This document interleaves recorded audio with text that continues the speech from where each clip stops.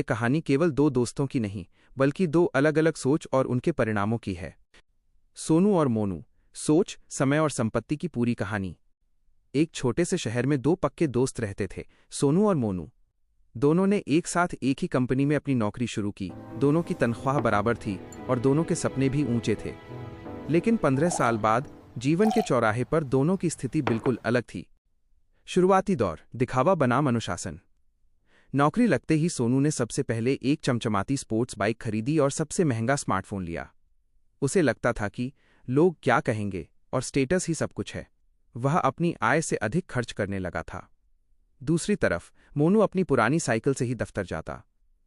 उसने एक साधारण फोन रखा और अपनी तनख्वाह का एक हिस्सा भविष्य के नियोजन प्लानिंग में लगाना शुरू कर दिया। सोनू अक्सर उसका मजाक उड़ाता, भाई क्या कंजूसों वाली जिंदगी जी रहा है, पैसा साथ थोड़े ही ले जाना है, आज में जी। मोनू बस मुस्कुराकर कहता, मैं आज में ही जी रहा हूं दोस्त, ताकि मेरा कल सुरक्षित रहे। आदतों का जाल, टालमटोल और शिक्षा से दूरी। सोनू का सारा वक्त ऑफिस के बाद गपशप, फालतू वीडियो देखने और पार्टियों में बीतता। जब भी मोनू उसे नई स्किल सीखने या निवेश करने की सलाह देता, सोनू कहता, अभी तो उम्र ही क्या है, कल देख लेंगे। ये टालमटोल उसकी आदत बन गई थी।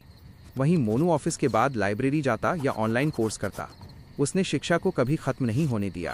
उसने समझा कि जानकारी ही भविष्य की सबसे बड़ी मुद्रा, करेंसी है। संकट की घड़ी, जब किस्मत ने साथ छोड़ा।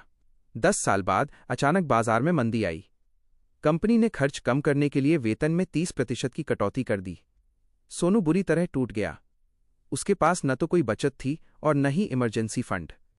उसकी महंगी चीजों की किस्तें, EMI, उसके गले की फांस बन गईं। वो रात भर सो नहीं पाता था और अपनी खराब किस्मत को कोसता। लेकिन मोनू शांत था।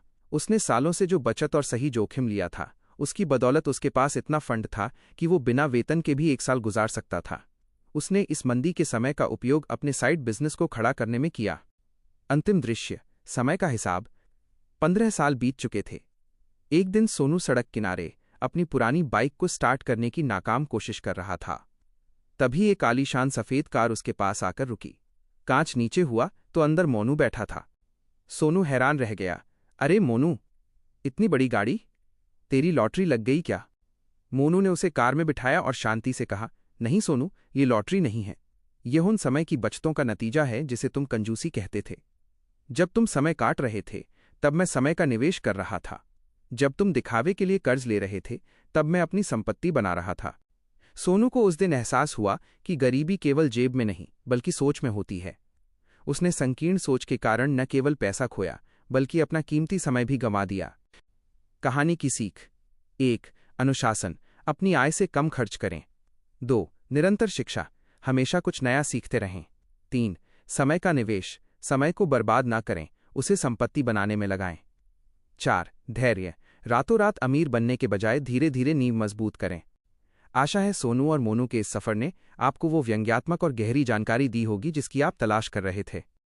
अगर आपको ये वीडियो और सोनू मोनू की कहानी अच्छी लगी तो इसे लाइक ज़रूर करें और हमारे चैनल को सब्सक्राइब करें। ऐसी ही और भी प्रेरणादायक और जीवन बदल देने वाली कहानियों के लिए बने रहें हमारे चैनल पर। धन्यवाद।